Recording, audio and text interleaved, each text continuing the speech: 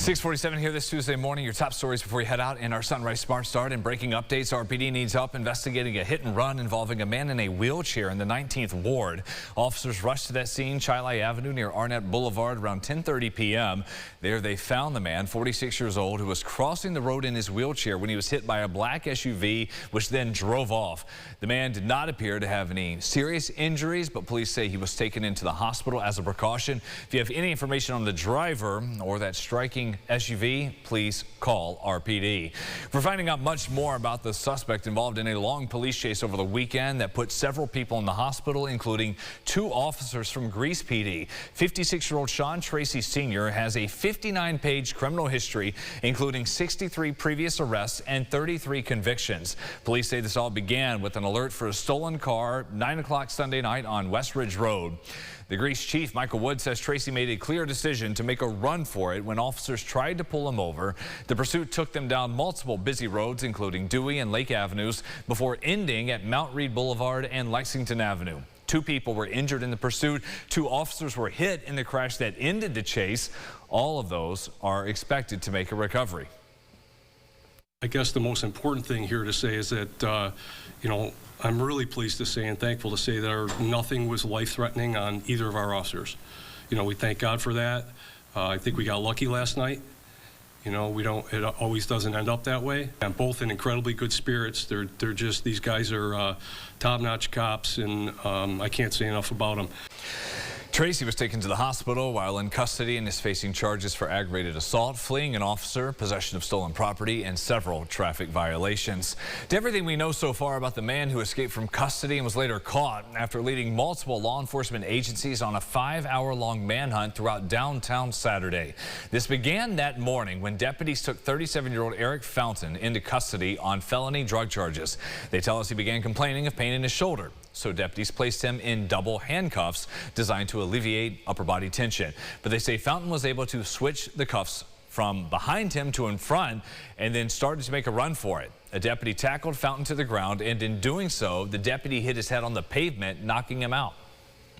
He shoots through after him, and they take off, and it's about at that second bench is where the altercation takes place. Looks back at the deputy laying there and then continues to run off with no regard. It's an opportunity for us to take a look at everything after the fact. What can we learn from this? What can we do better? The search ended when Fountain was located in a drainage pipe near the Genesee River. Deputies say they will go back and review everything they can to see what they can do better in the future, and that includes reviewing all the camera footage of the incident. They say they will release that video at some point, but have not said when. No jury needed, after all, in Oneida County for the murder trial scheduled for a former mid-state prison guard. In a turn of events, Caleb Blair pleaded guilty to manslaughter for the beating death of inmate Messiah Nonchui just before the start of jury selection. Blair faced multiple charges, including murder. Blair and a fellow former officer at the prison, Craig Klemick, were initially scheduled to stand trial together. However, last Friday, Klemick took a plea offer, admitting guilt to offering a false instrument for filing. Under his own plea agreement, Blair could face up to 11 years in state prison. The special prosecutor says he is satisfied with the outcome and believes justice has been served. 11 years is not exactly a slap on the wrist. It doesn't bring back the man's life, but I think it sends a pretty dramatic message to corrections officers in the future. And as long as Messiah's dad was happy with it, and his lawyer told me that he was, then it's okay with me. Blair and Klemick will be sentenced in June. There is still one remaining defendant in the mid-state homicide case, Thomas Eck. However, prosecutors share they are trying to work out terms of a deal with him as well pre-trial. Tensions are running high on the first days of Project Freedom. That is the U.S. naval campaign aimed at guiding commercial ships right through the Strait of Hormuz. Iran used cruise missiles and drones to fire at American warships and commercial vessels. The Trump administration says U.S. military helicopters sank 7 Iranian small boats targeting civilian boats. The UAE says it has been targeted by Iranian attacks for the first time in about a month, including one on a key oil facility. And right now there are reports of multiple barges on fire at Iranian ports. I call it a mini war because that's all they are. They don't have a Navy anymore. We did a little detour and it's working out very nicely. Saudi Arabia is among the nations calling on the U.S. and Iran to try to de-escalate the current situation. Your sunrise traffic here at 6:51. A couple things to go through. Heavy delays on 490 eastbound as you're coming in from Gates Chili near the high school. That's blocking the left lane there.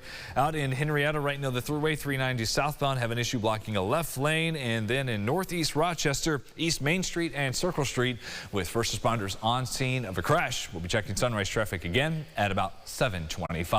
Tonight we've got a new episode of our official book club, The Last Page.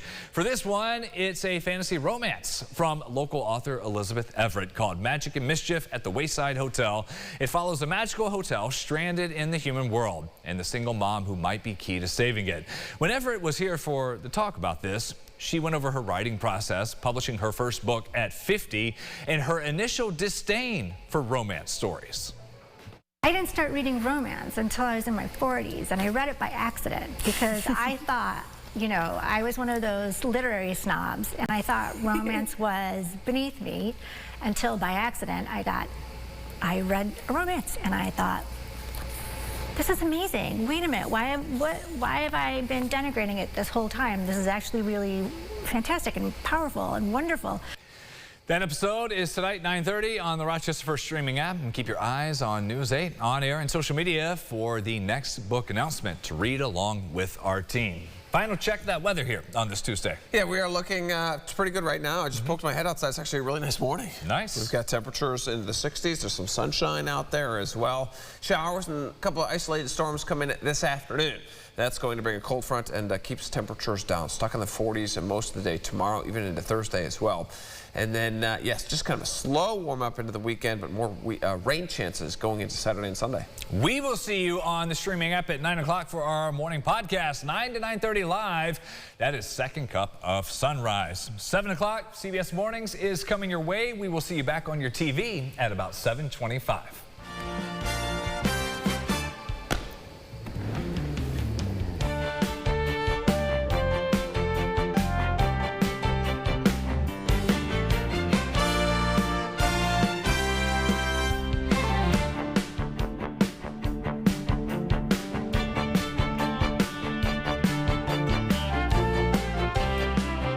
Follow News 8 wherever you are on RochesterFirst.com, Facebook, X, and on our app for news and weather.